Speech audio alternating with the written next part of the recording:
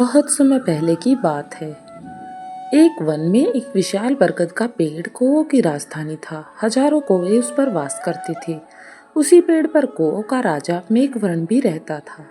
बरगद के पेड़ के पास ही एक पहाड़ी थी जिसमें असंख्य गुफाएं थी। उन गुफाओं में उल्लू निवास करते थे। उनका राजा आर्यमर्दन था। आर्यमर्दन बहुत पराक्रमी राजा था। कौओं को तो उसने उल्लुओं का दुश्मन नंबर 1 घोषित कर रखा था। उसे कौओं से इतनी नफरत थी कि किसी कौए को मारे बिना वह भोजन नहीं करता था। जब बहुत अधिक कौए मारे जाने लगे तो उनके राजा मेघवर्ण को बहुत चिंता हुई। उसने कौओं की एक सभा इस समस्या पर विचार करने के लिए बुलाई। मेघवर्ण बोला, मेरे प्यारे कौओं, आपको तो पता ही है कि हमारे उल्लुओं के आक्रमण के कारण हमारा जीवन असुरक्षित हो गया है। हमारा शत्रु शक्तिशाली है और अहंकारी भी। हम पर रात को हमले किए जाते हैं। हम रात को देख नहीं पाते। हम दिन में जवाबी हमला नहीं कर पाते क्योंकि वे गुफाओं के अंदर अंधेरों में सुरक्षित बैठे रहते हैं। फिर मेघवर्ण ने सियाने और बुद्धिमान कौओं से अपने सुझाव देने के लिए कहा कि वो इस बारे में अपने सुझाव दें और बताएं कि हम क्या कर सकते हैं। एक डरपोक कौआ बोला, हमें उल्लू से समझौता कर लेना चाहिए। वह जो शर्तें रखे हमें स्वीकार कर लेनी चाहिए।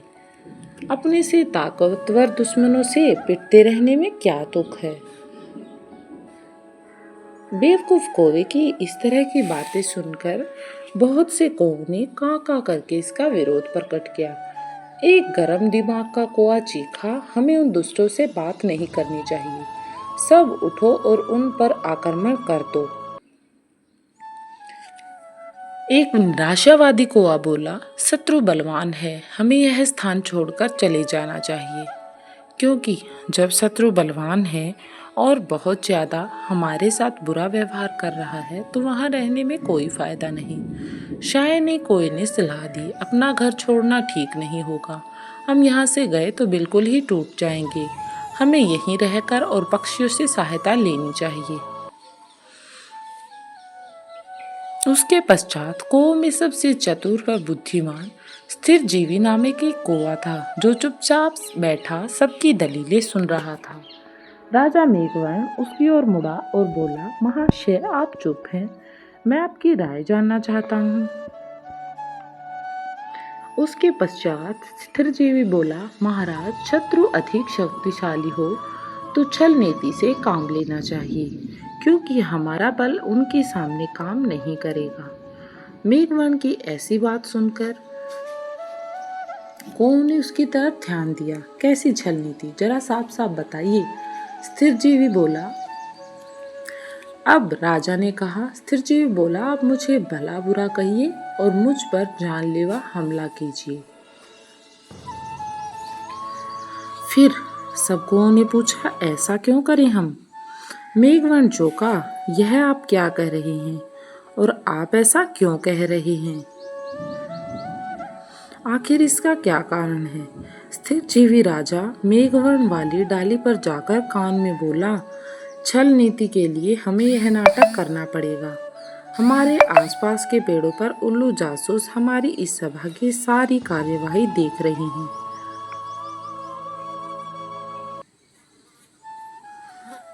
उन्हें दिखाकर हमें फूट और झगड़े का नाटक करना होगा ताकि हम उनका भरोसा जीत सकें।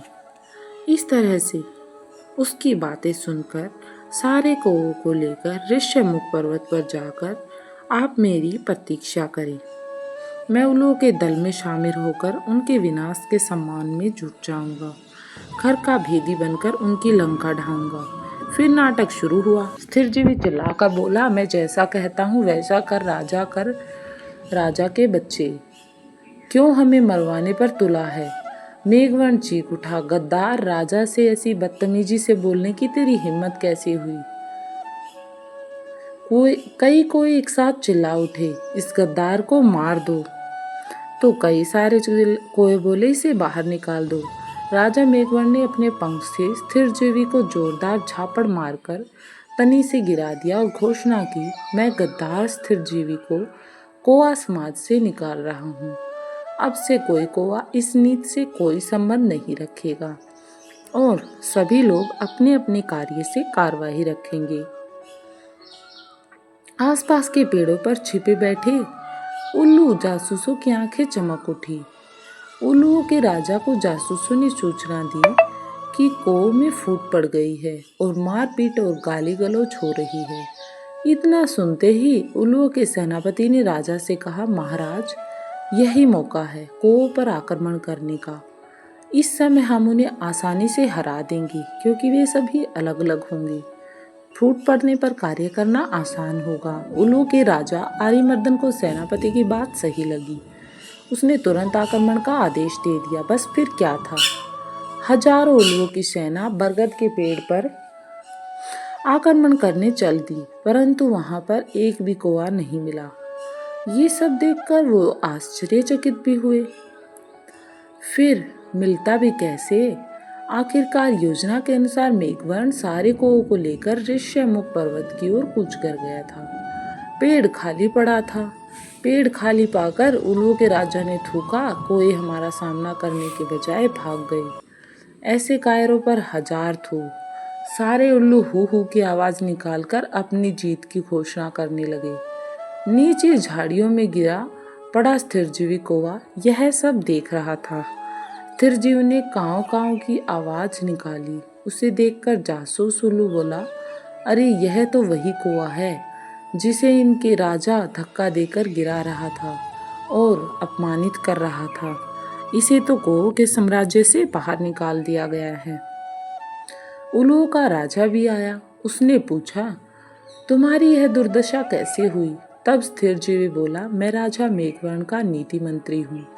मैंने उनको नेक सलाह दी कि उल्लुओं का नेतृत्व इस समय एक पराक्रमी राजा कर रहा है। हमें उल्लुओं की अधीनता स्वीकार कर लेनी चाहिए। मेरी बात सुनकर मेघवर्ण को क्रोधित हो गई और उसने मुझे फटकार कर कौवों की जाति से बाहर कर दिया। मुझे अपनी शरण में ले लीजिए, मुझ पर दया दृष्टि कीजिए। अब अपनी सराहना सुनकर उल्लुओं का राजा आर्यमर्दन सोच में पड़ गया। उसके सियाने नीति सलाहकार ने कान में कहा, राजन, शत्रु की बात का विश्वास नहीं करना चाहिए। यह हमारा शत्रु है, इसे मार दो। एक चापलूस मंत्री बोला, नहीं महाराज, इस कौवे को अपने साथ मिलाने का यही अच्छा समय है, बड़ा लाभ मिलेगा। यह कौवे के घर के भेद हमें बताएगा और हम कौवे को मार डालेंगे। राजा को भी स्थिरजीवी को अपने साथ मिलाने में लाभ नजर आया। आओ, उल्लू स्थिरजीवी को अपने साथ ले गए।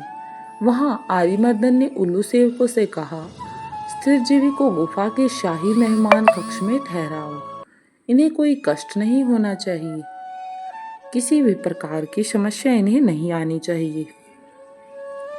स्थिरजीवी हाथ जोड़कर बोला, महाराज, आपने मुझे शरण दी है, यही बहुत है।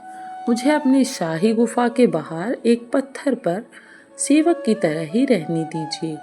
वहां बैठकर आपके गुण गाते रहने की ही मेरी इच्छा है। इस प्रकार स्थिरजीवी शाही गुफा के बाहर डेरा जमाकर बैठ गया और वहीं पर बैठा उल्लू के गुणगान करने लगा। गुफा में नीति सलाहकार ने राजा से फिर कहा, महाराज, शत्रु पर विश्वास मत करें, यह आपके लिए खतरनाक हो सकता है। उसे अपने घर में स्थान देना तो आत्महत्या करने समान है। आर्यमर्दन ने उसे क्रोध से देखा, तुम मुझे ज्यादा नीति समझाने की कोशिश मत करो। चाहो तो तुम यहाँ से जा सकते हो। नीति सलाहकार उल्लू अपने 2-3 मित्रों के साथ वहां से सदा के लिए यह कहता हुआ चला गया, विनाश काले विपरीत बुद्धि। क्या किया जा सकता है? अब नीति सलाहकार के जाने के बाद कुछ दिनों बाद स्थिरजीवी लकड़ियां लाकर गुफा के द्वार के पास रखने लगा।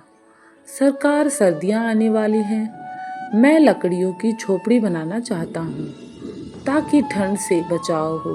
धीरे धीरे लकड़ियों का काफी ढेर जमा हो गया।